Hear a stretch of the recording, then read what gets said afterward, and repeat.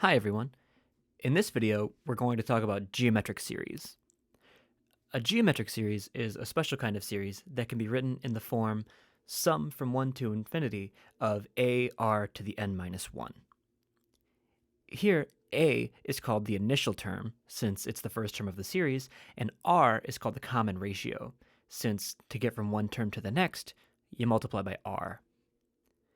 We saw an example of a geometric series in the last video, namely the sum from n equals 1 to infinity of 1 over 2 to the n.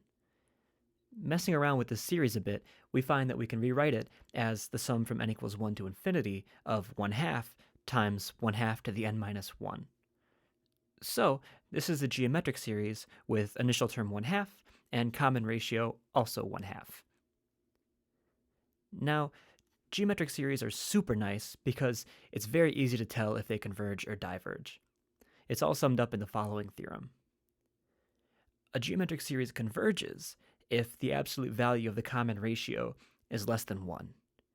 And even more than that, we can actually compute that the sum is equal to the initial term a divided by 1 minus the common ratio r. And then, if the absolute value of r is 1 or above, the series diverges. Let's compute some examples of geometric series using this theorem. First, let's check that this agrees with our computation for the sum from n equals 1 to infinity of 1/2 to the n. Well, the absolute value of our common ratio, 1/2, is less than 1, so we can apply our formula to get that the sum is equal to the initial term, which is 1/2, over 1 minus the common ratio, which is also 1/2. So, simplifying, we get 1/2 over 1/2, which is equal to 1, just like we saw before. Now let's try a slightly more complicated example.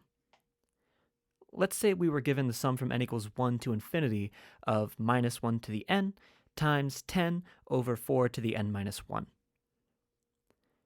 Our first step should be to find what the initial term and common ratio are. And a good first step is usually to separate the parts that have n's and the parts that don't. Doing that, we get the sum of 10 times minus 1 to the n over 4 to the n minus 1. Now, in our formula for geometric series, we had r to the n minus 1. So let's try to rewrite this so that the only exponents are n minus 1. We see that if we pull off one of the minus 1's, we get the sum of minus 10 times minus 1 to the n minus 1 over 4 to the n minus 1. Finally, we can now group these terms together to get the sum of minus 10 times minus 1/4 to the n minus 1. And so, we find that our initial term is minus 10, and the common ratio is minus 1/4. Since the absolute value of the common ratio is less than 1, our series converges and is equal to minus 10 over 1 minus negative 1/4, which is equal to 1 plus 1/4. Simplifying, we find that the sum is equal to minus 8. Our next example is going to be a little different in kind of a subtle way. Consider the sum from n equals 4 to infinity of 2 to the n minus 1 over 3 to the n. How does starting the series at n equals 4 change our computation? It turns out the only thing that's going to change is the initial term, and everything else will stay the same. First, we'll try to write this series in the form of a geometric series. We pull off a factor of 3 on the bottom and find that we can rewrite this series as the sum from n equals 4 to infinity of 1/3 times 2/3 to the n minus 1. Therefore, our common ratio is 2/3, just like we would have guessed, but now to find the initial term, we don't plug in n equals 1, we plug in n equals 4. So our initial term is 1/3 times 2/3 cubed. From here, we plug these values into exactly the same formula to get that the sum is equal to 1/3 times 2/3 cubed over 1 minus 2/3, which simplifies to 8/27. Really quick, before we move on, I just want to mention that changing the starting index of a series does not change whether that series converges, because all it does is add or subtract a finite number of terms. So, for example, since we just found that the sum from n equals 4 to infinity of the series converges, the sum from n equals 1 to infinity also converges. It does not converge to the same value, of course, but it does converge. For our final example in this video, let's talk about a neat application of geometric series. In particular, geometric series allow us to write repeating decimal numbers as fractions. To show how this works, let's write 0.6 repeating and 1.521, where the 1 is repeating, as fractions. Now, we all know by now that 0.6 repeating is equal to 2/3. But let's see if geometric series can recreate this fact. We start by writing 0.6 repeating as 0.6 plus 0.06 plus 0.006, and so on. Now, all of these numbers can be written as 6 times some power of 10. In particular, we get that this is equal to 6 times 10 to the minus 1 plus 6 times 10 to the minus 2 plus 6 times 10 to the minus 3, and so on.